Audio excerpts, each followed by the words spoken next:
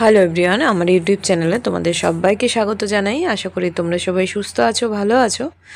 আজকে তোমাদের সাথে যে রেসিপিটা শেয়ার করতে চলেছি সেটা হচ্ছে কুমড়ো পাতায় মোড়া মুসুর ডালের পাতুরি। তো ভিডিওটাকে স্কিপ না করে পুরো দেখতে থাকো। এই রেসিপিটা করার জন্য আমাদের কিন্তু কতগুলো কুমড়ো পাতা লাগবে, তোমরা যে যতটা করতে চাও সেই বুঝে কিন্তু নিও। তো দেখো, কুমড়া পাতাগুলোকে ভালো করে ভাপিয়ে নেব। তো আগেকার দিনে আমাদের অনেকেরই দেখবে বাড়ির উঠোনে কুমড়ো গাছ, লাউ গাছ ভর্তি ছিল, কিন্তু এখন অতটা কুমড়ো গাছ বা লাউ গাছ অতটা দেখা যায় না, মানে আগের থেকে তুলনামূলক কিন্তু এখন অনেকটাই কমে গেছে। তো যাই হোক, কিন্তু বাজারে অ্যাভেলেবেল আছে বাড়িতে না থাকলেও। তো এই রান্নাটা আমি আমার মায়ের কাছ থেকে শিখেছিলাম, তো আজকে ভাবলাম তোমাদের সাথে একটু শেয়ার করি।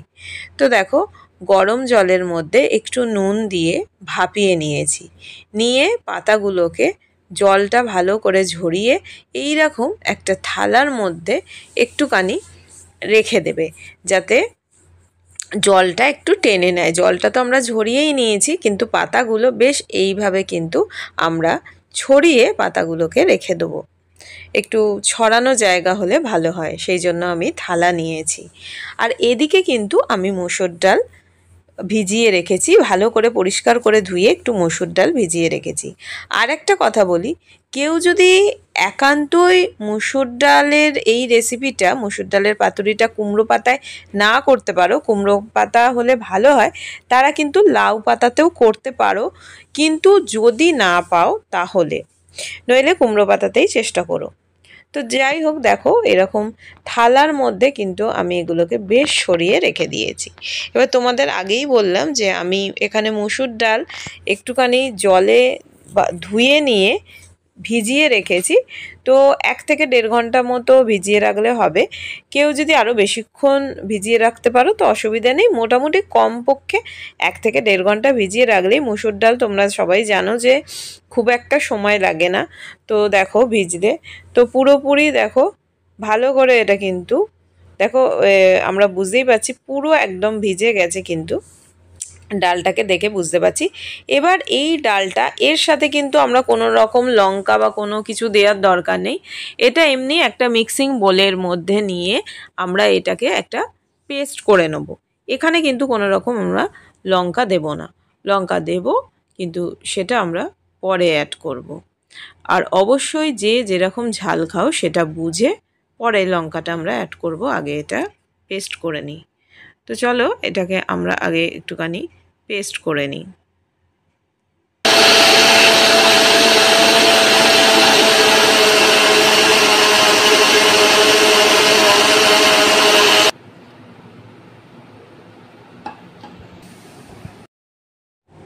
ফাইন একটা পেস্ট রেডি হয়ে গেছে। এবার আমি একটা বাটির মধ্যে পেস্টটাকে ঢেলে নিচ্ছি।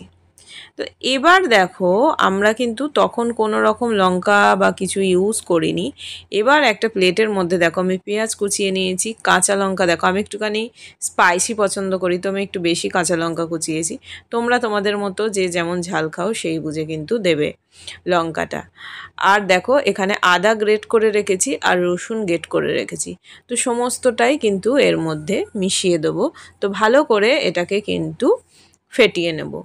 তো বেশি করে একটুখানি পেঁয়াজ কুচো দিলে এটা বেশ ভালো লাগে খেতে। তো দেখো এটাকে ভালো করে মিশ্রণ করে নেব। আর এখানে আর কি অ্যাড করছি তোমরা ভালো করে দেখে নাও। এখানে অ্যাড করছি নুন, হলুদ গুঁড়ো, লঙ্কার গুঁড়ো। এখানে কিন্তু আমরা একটুখানি কালো জিরেও অ্যাড করব। তো এখানে দিয়ে নেব। আগে এটাকে ভালো করে মিশিয়ে নিই, তারপরে দেখাচ্ছি তোমাদেরকে স্টেপ বাই স্টেপ।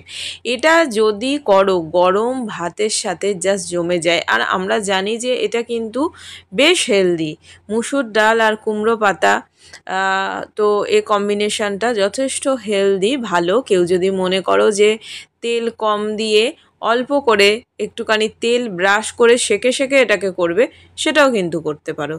যদি কেউ মনে করো যে ডিপ ফ্রাই করবো না, সেটাও কিন্তু করা যেতে পারে। কিন্তু একটু জানো যে তেলে একটু ভাজলে সেটার একটা টেস্ট অন্যরকম হয়, আর এটা যদি আমরা সেঁকে সেঁকে করি সেটা কিন্তু কোনোটা খারাপ লাগবে না। তো কেউ যদি হেলদি ট্রাই করতে যাও, তো তেলটা আরেকটু কম দিয়ে এটা সেঁকে সেঁকে গ্যাসটাকে একদম কমিয়ে দিয়ে করতে পারো। তো যাই হোক, এখানে দেখলে তোমরা অলরেডি আমি কিন্তু এখানে কালো জিরে আর কিছুটা নুন আমি এখানে মিশিয়ে দিলাম। নুন আর ঝালটা কিন্তু তোমরা যে যতটা নিচ্ছ সেই বুঝে পরিমাণ মতো কিন্তু তোমরা দেবে। তো এটা পুরোটা আমাদের রেডি হয়ে গেল। এটা করা হয়ে গেল মানে জানো যে অর্ধেক কাজ আমাদের রেডি। পাতাগুলোকে আমরা অলরেডি কিন্তু ভাপিয়ে নিয়েছিলাম, তো এইভাবে ছড়িয়ে রেখেছিলাম। জলটা দেখো পুরো অ্যাবজর্ব করে গেছে। এবার দেখো এই পাতাগুলো, আর পাতাগুলো দেখছো যথেষ্ট বড়। পাতাগুলো দেখো এক সাইডে দিয়েছি কিন্তু মাঝখানে দিইনি। তো এক সাইডে দিয়ে এইভাবে চাপা দিয়ে আবার একটা সাইডে দিচ্ছি, দিয়ে আবার এটাকে আবার ফোল্ড করে দেবো। তো এইভাবে করে এদিকটাকে ঢেকে নেব, নিয়ে কিন্তু আবার দেখো তার ওপরেও কিন্তু একটুখানি দেব। তো কিভাবে দেখো ভাঁজটা করছি একটুখানি দেখে নাও। এর ওপরেও দেখো আরেকটু কিন্তু এটা দিয়ে নেব। তো এরকম কোনো কিন্তু ভাবার কিছু নেই যে এই দিকটা বেরিয়ে যাবে বা পড়ে যাবে, এরকম না। কেননা দেখবে আমি কিন্তু যখন করব এই সাইডেও থাকবে, তোমরা দেখতে পাবে এরকম করেছি, আবার দেখবে এর ওপর দিয়ে দিয়ে দেবো। ভাজার সময় কোনো রকম কোনো প্রবলেম নেই, বরং এই যে আছে ওপরের দিকে ডালটা থাকলে কিন্তু বেশ দেখতে ভালো লাগবে, একটা অন্যরকম একটা লুক আসবে।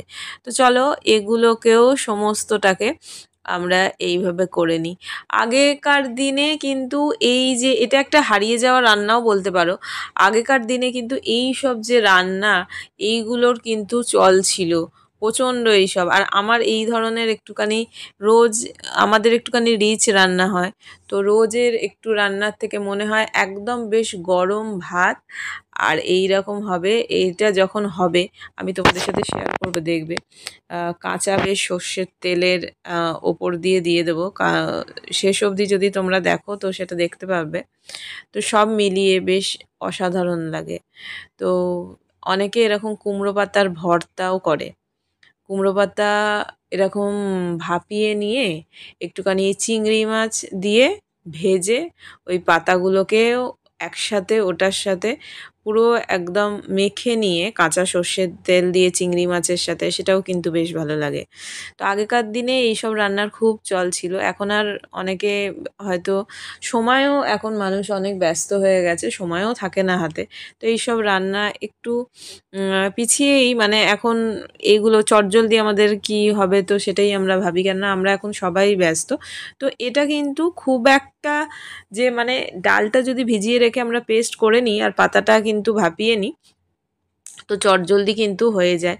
তো অবশ্যই ট্রাই করতে পারো। যেটা বলছিলাম দেখো আমি প্রথমটা ফোল্ড করেছি দেখো এইভাবে, আর তারপরেরগুলো দেখো আমি ইচ্ছা করে ওপরের দিকে একটুখানি ডাল দিয়ে দিয়েছি, তোমরা দেখতে পাচ্ছ।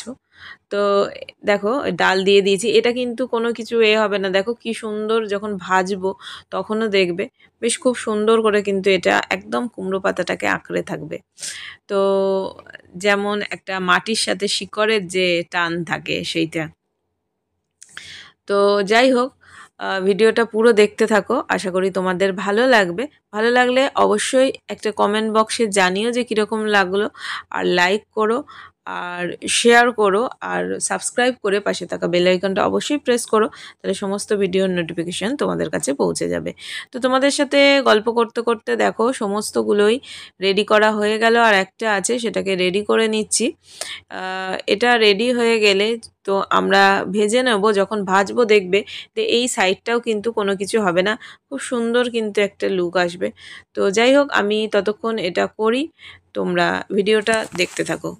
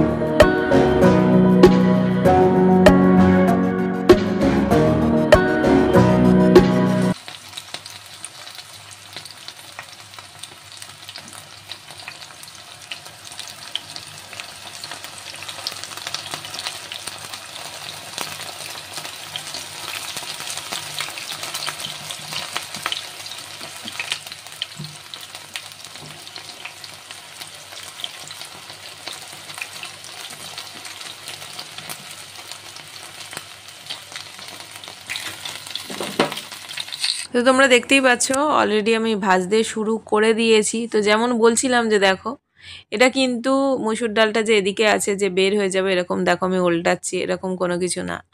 তো খুব সুন্দর, অবশ্যই কিন্তু তোমরা ট্রাই করো। তো আমি ভেজে নিচ্ছি, কালারটাও দেখো কি সুন্দর আসবে, আর গরম ভাতের সাথে দারুণ লাগবে কিন্তু খেতে। এটা জানো, এটা যদি ঠিক মতো ফ্রাই হয় এটা কিন্তু রুটির সাথেও, গরম গরম রুটির সাথেও বেশ ভালো লাগে, কিন্তু একটু অন্য রকম। আর এটা যদি তোমরা কেউ মনে করো যে একটুখানি হেলদি স্ন্যাক্স ট্রাই করবে, সেটাও কিন্তু করতে পারো, কেননা এখন কন্টিনিউ অনেক জায়গাতে বৃষ্টি হচ্ছে। এই বৃষ্টির সাথে কিন্তু এইটা ট্রাই করা যেতে পারে। এটা কিন্তু স্ন্যাক্স হিসেবেও ভালো খাওয়া যায়। আর যদি কেউ মনে করো যে ডালের সাথে খাবো, সেটাও খেতে পারো, বা এমনি গরম ভাতের সাথে এটা মেখেও কিন্তু ভালো লাগে। তো অবশ্যই রিকোয়েস্ট থাকলো একবার ট্রাই করা। ট্রাই করলে যদি ভালো লাগে থাকে তাহলে অবশ্যই জানাবে যে কীরকম লাগলো কমেন্ট বক্সে। আর দেখো তো এগুলো, আর বাদবাকি যেগুলো আছে সেগুলোকেও চলো ভেজে নেব। আর এই রেসিপিটা যদি কেউ আগে ট্রাই করে থাকো তো অবশ্যই জানিও যে কেউ ট্রাই করেছো কিনা, কমেন্ট বক্সে অবশ্যই জানিও। তো এগুলো প্রায় ভাজা হয়ে এসছে, এবার বাদবাকি যেগুলো আছে সেগুলোকেও এক এক করে ভেজে নেব। তো চলো এগুলোকে একটা প্লেটের মধ্যে তুলে নিই, তুলে বাদবাকিগুলোও কিন্তু ফ্রাই করে নেব।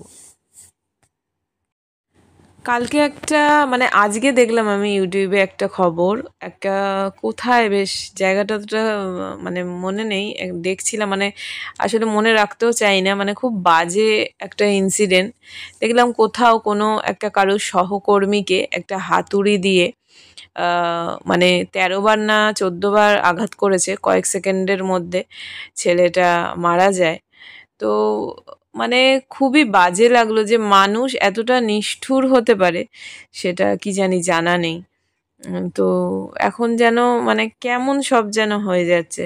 তো ইউটিউব দেখছিলাম, একটু দেখতে দেখতে ওটা এলো যে ছেলেটা দেখলাম। আমি ভাবলাম কি জানি, অনেক সময় তো টাইটেলগুলো অন্যরকম থাকে, তো এটা হয়তো সত্যি না হয়তো। তো ভিডিওটা দেখলাম, মানে দেখে না কেমন যেন একটা অবাক লাগলো যে কিভাবে, মানে ছেলেটা মনে হয় কোথাকার কোনো হিসাব রক্ষক ছিল। তো কোনো, মানে তার এক সহকর্মী এসে তাকে ওইভাবে, মানে হঠাৎ সে ঘুমাচ্ছিল, তাকে ওইভাবে কিন্তু মানে হাতুড়ি দিয়ে ওইখানটা পুরোটা দেখাচ্ছিল না, হেজি হেজি করে দিচ্ছিল, মানে এতটাই মর্মান্তিক। জানি না তোমরা খবরটা দেখেছো কি না।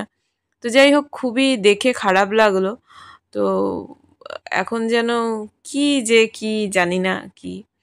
তো যাই হোক, ভিডিওটা দেখো প্রায় শেষের দিকে, তো ভাবলাম যে মনে পড়লো হট করে যে তোমাদের সাথে, আমি কিছুক্ষণ আগেই দেখছিলাম, ওই জন্য ভিডিওটা আমার একটু এডিটিং করতে দেরি হয়ে গেল, তোমাদের সাথে আপলোড করতে দেরি হলো। তো সেটাই মনে পড়লো হট করে, তো সেই জন্যই তোমাদের সাথে একটুখানি শেয়ার করলাম। তো যাই হোক, ভালো লাগলো অবশ্যই জানিও যে কীরকম লাগলো। সবাই ভালো থেকো, সুস্থ থেকো, সাবধানে থেকো। Thanks for watching, tata.